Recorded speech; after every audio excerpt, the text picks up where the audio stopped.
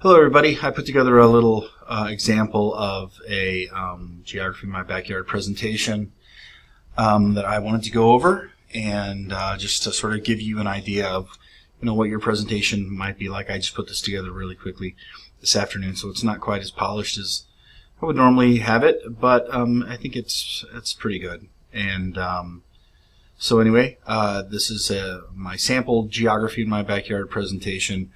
I looked at fluvial processes out at Gardner State Park. Upon the suggestion of a few students, they said I needed to go out to Gardner State Park. I'd never heard of it, and take my kids. So I did last weekend. We just started out on a road trip and ended up out there, and it was an absolutely gorgeous place. You can see that it is out north of out west of Hondo, kind of out in the hill country out there, and just an absolutely beautiful place. And when I got there, I quickly realized that this was a place that I'd be able to take some pictures of. It was clearly a meandering stream, and we can see there on Google Earth that the stream is meandering back and forth. This is the Frio River. And so I stopped, and me and the kids went down a little hiking path, and we were really close to the river itself. We were close to a meander, as we see here. The star represents where that meander is, and we can see the stream meandering back and forth. But where we were from, you could also see there was deposition on the inside of the river, which we know happens, and there's the fast part of the stream was the outside of the river, so we knew that there would be erosion happening there. And so the landforms that we could see right under our feet there, a point bar on the inside, the slow-moving part of the stream, and erosion or the cut bank underneath our feet on the bluffs. I climbed down a little bit to take a picture of the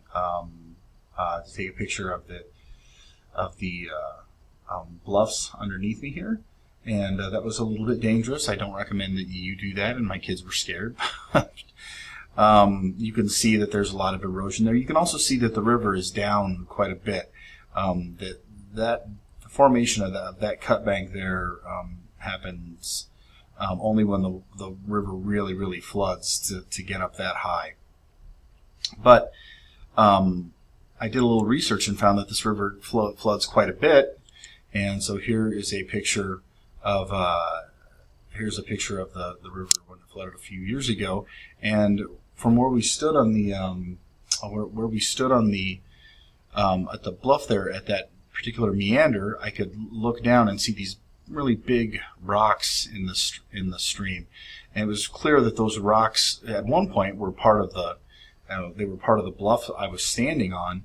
And so mass wasting had brought them down after they had been eroded away. But some of these rocks were really far away from the bluff, and it was pretty clear that those rocks out here, and probably these ones out here, didn't just fall down and roll out there. So what most likely happened was those rocks eroded away from the cliff, and mass wasting brought them down. And at one of those big floods, these rocks were pushed out, probably with traction. They were moved out there. You could imagine how big the flood would have to be to move rocks like that. Most of the time, the stream competence in the Frio River was much, much smaller pieces of rock. These were some rocks that my kids picked up. These rocks were all over the place, and at the level that the stream was at when we were out there, even rocks like this would have been too big to have been moving in the stream load. Although we did find evidence of fluvial weathering with these rocks all nice and rounded. We didn't really see too many sharp, jagged edges on rocks out there, which we wouldn't expect to see from river rocks. And we also found some evidence of streambed stratification. In one of the areas we walked on, you could see down below the streambed and see how the rocks were all kind of stratified by the same sort of size and shape, which is exactly what we would expect. I found some evidence of physical, chemical, and biotic weathering. There was actually a lot of it out there. This one rock had evidence of all three types of weathering. You can see down here that the rock is corroding. There's chemical weathering taking place. I don't know if this is a limestone. I would assume that's what it is, that the rock is corroding away. There was a tree growing out of the top of this rock, so this is right here on this rock, and you can also see grass growing out of it too, so that's biotic weathering.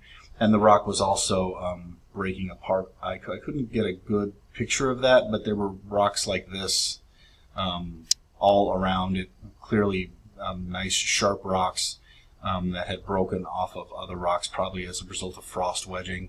You can see little fractures and fissures in this rock, and the rock is clearly weathering down as a result of freezing and thawing. And then the last thing we noticed was how people control the Frio River. So where the first place we were at, in that meander up there, the river was essentially running as it in its natural course. But when we went a little bit further down the river, there was a big camping area, and there was a couple food trucks, and there were a lot of people hanging around.